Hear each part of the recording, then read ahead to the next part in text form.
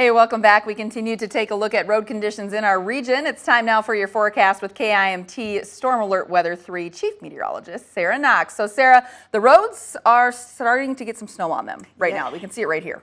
Yeah, they are. There's Storm Tracker out and about. Look at the intersections. Oh, those always scare me because you just don't know what's under them, especially when we're talking about a mixture of rain and snow. It could be very, very slick. So trying to make a turn or even just trying to stop at a stoplight, the best advice I have is to start your stop a little earlier. And that way, give yourself some distance because there could very well be ice under some of that snow because of this wintry mix. Now moving on to different views across the area. We're talking cameras from MnDOT as well as Iowa DOT, just showing us the road conditions across the board. And some of us have seen deterioration. Others, I'm going to point out Owatonna here, have actually seen a lull in a lot of this activity. And that's going to be important because over the next several hours, this is going to be moving on. We'll have a lull, but then we're going to get stuck in the backswing of a low pressure system, which will bring more snow and blowing winds. All right, so let's get to it. We are seeing more completely covered roadways being reported, including portions of I-90,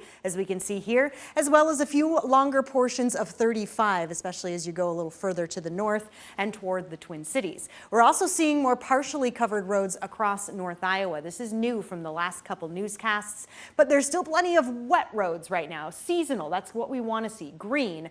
That being said, that as we go through the night, temperatures actually on a rise right now will then start to decrease. It's really when the winds start to pick up. So right now, where we're seeing more wet conditions, Mason City, 34 degrees right now, above that freezing point. That's helping a lot of the plows get out there, move some of the slush, and put down some solution. So yeah, it's not too cold. It's going to work.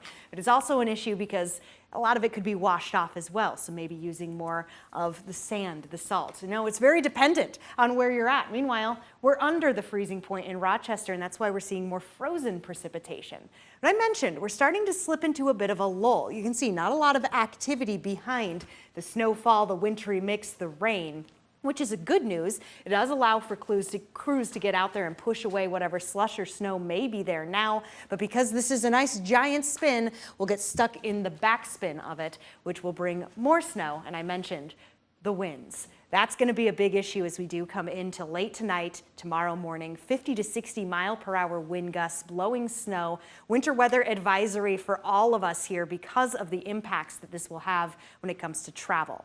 Futurecast is picking up on a little bit more wet than what we're actually seeing. I'd say this is probably more of a mix right now in places like Austin, Albert Lee, where temperatures are right around that freezing point. But here's that lull I'm talking about. This is around 8 p.m. Maybe a little rain comes through as temperatures stay on the warmer side around 10 p.m.